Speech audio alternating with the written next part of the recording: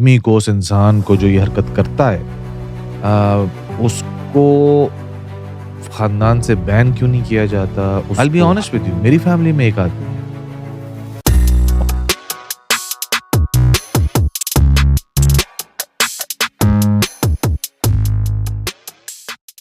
Paedophilia एक बड़ा major लानत है हमारे माशरे की। उसके ऊपर स्पेसिफिकली मैं बात करना चाहता हूँ। जो ख़ानदानों के अंदर, फैमिलीज़ के अंदर जिस तरीके से इस गंद को, इस लानत को डिस्करेज नहीं किया जाता, हश-हश किया जाता है, खामोशी कराई जाती है। मैं समझता हूँ कि एक बहुत बड़ी लानत है।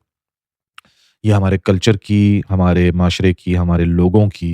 एंड अगेन मैं इसके अंदर कोई अपने अल्फाज को बांधूंगा नहीं और बड़ी स्ट्रेट बात करूंगा कि ये हमारे बड़ों के ऊपर बहुत बड़ी लानत है, जिनको पता होता है इस चीज़ का और वो इसको हशश करा देते हैं, चुप करा देते हैं कि नहीं नहीं भाई बात नहीं करनी, रिश्ते खराब हो जाएंगे, ये हो जाए। लानत भेजनी चाहिए ऐसे रिश्तों के ऊपर जो इस तरह के, मतलब इस तरह के रिश्ते आपने रखने क्यों है भाई? आप मतलब अगर कोई, भले वो कोई भी है फैमिली का मेंबर, खालू हैं, फूफा हैं, मामू हैं, चाचे हैं, कोई भी है, वो doesn't matter.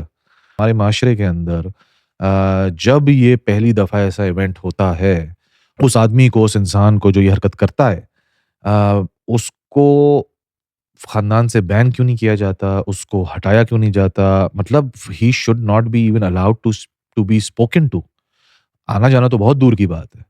I don't understand कि मतलब ये पूरी-पूरी ज़िंदगियाँ बच्चों की ट्रॉमाटाइज़ हो जाती हैं। पूरी-पूरी ज़िंदगियाँ they just can't they just have to cope up with this trauma जो उनके साथ 6 साल, 8 साल, 10 साल, 12 साल, 15 साल, 17 साल की उम्र में फैमिलीज़ के अंदर ही होता है।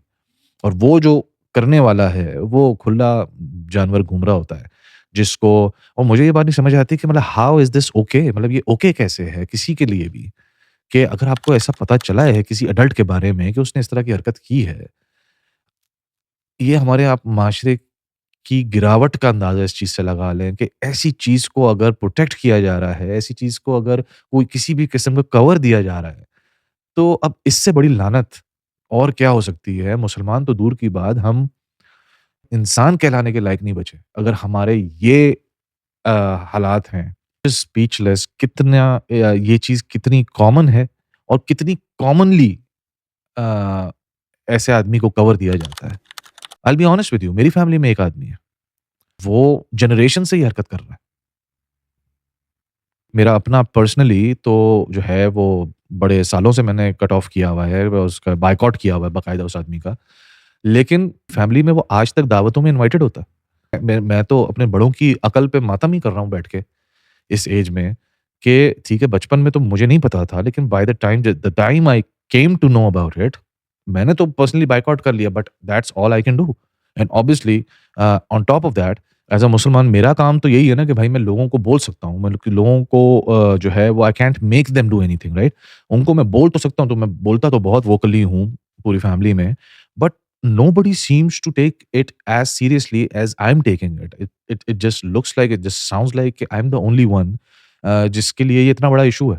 मुझे ऐसा लगता है कि आई थिंक ये शायद मेरे लिए ही इतना बड़ा इशू है। It is completely okay otherwise for everybody else. और जैसे मैंने कहा कि ये कोई बहुत ये कोई बहुत एक्सेप्शनल वो नहीं है। ये बहुत ही ऑफ़न हमारी फैमिलीज़ के अंदर इस तरह का एक ना एक आइटम, मेरा दूर का रिश्तेदार है, लेकिन बाकी लोगों में, करीब के रिश्तेदारों में भी ऐसा बड़ा कॉमन एक आधा इस तरह का आइटम होता है खानदान में। जिस तरह मैंने कहा कि मुसलमान तो बहुत दूर की बात, वो लोग जो इसको परमिट कर रहे हैं, होने दे रहे हैं, उसके अगेंस्ट कोई एक्शन नहीं ले रहे, मतलब सीरियस एक्शन, मतलब ये नहीं कि अच्छा बस सब चुप हो जाएँ और let's just be careful about it. नहीं, ऐसा नहीं, एक सीरियस एक्शन। बैन करो ऐसे इंसान को अपनी फैमिली में, आना-जाने में, दावतों में, शादियों में। अ, ऐसे आदमी को एज़ अ फैमिली बैन करना पड़ता है। तब वो रुकते हैं, वरना तो इस तरह के लोगों को जहाँ चांस मिलता है कार्रवाई करते हैं वो। आपको पता है, वेस्ट में, अमेरिका में, मैं स्पेसिफिकली अमेरिका की बात करता हूँ। अगर एक दफ़ा आपके ऊपर ये इल्ज़ाम लग गया ना कि आपने इस तरह की कोई हरकत की है किसी अंडर एज बच्चे के साथ, आपको अ, नौकरी मिलना अज़ाब हो जाता है, नॉर्मल आप बहुत ही बेसिक लेवल आवरली शायद कैश पे आपको काम करना पड़े। आपको नौकरी नहीं मिलती, ठीक है? आप जहाँ पे मूव होते हैं ना, उस पूरे मोहल्ले में पम्फलेट बाँटे जाते हैं कि जी इस घर में, इस एड्रेस में एक पेडोफाइल आया है, तो आप अपने-अपने बच्चों को हिफ़ाज़त का ज़िम्मा उठा लें, आप अपने आँख कान खोल लें। इस लेवल पे ज़लालत होती है यहाँ पे। एक दफ़ा भी अगर आपके ऊपर ये इल्ज़ाम लग जाए, बाकायदा पूरे मोहल्ले में बताया जाता है कि इस बंदे से बच के रहना, इस एड्रेस पे, इस जगह पे ये एक आदमी रहता है जिसके ऊपर पेडोफाइल का केस हुआ हुआ है या पेडोफाइल का इल्ज़ाम लगा हुआ है। समझ नहीं आता मतलब काहे का मुसलमान माशरा है यार पाकिस्तान, समझ नहीं आता मुझे। मतलब इन उससे ज़्यादा इन चीज़ों के अंदर तो ये माशरे ज़्यादा हमारे इस्लाम के ऊपर चल रहे हैं। बुराई पे पर्दा डालना इज़ अ डिफरेंट थिंग और ये इन चीज़ों पे पर्दा डालना is a completely different thing. ये वो चीज़ें हैं कि आप पर्दा डालोगे तो ये मज़ीद बढ़ती हैं ये चीज़ें। ये बुराई पे पर्दा डालने की कैटेगरी में नहीं आती है ये चीज़, कि किसी की बुराई पे आप किसी की कमी के ऊपर आप पर्दा डालो। ये वो चीज़ें हैं कि आप पर्दा आज डालोगे तो ये कल 2 और के साथ करेगा। उस पे पर्दा डालोगे तो अगला 4 के साथ और करेगा। क्या क्या अजीब मिसकंस्ट्रूड किस्म के कॉन्सेप्ट्स हैं हमारे माशरे में यार। समझ से बाहर है मेरे। भाई खुदा का वास्ता है अपने आप को या तो मुसलमान बोलना छोड़ दो, ठीक है? या फिर ये वो जगहें होती हैं, ये वो मोमेंट्स होते हैं जहाँ पे आपको खड़ा होना पड़ता है।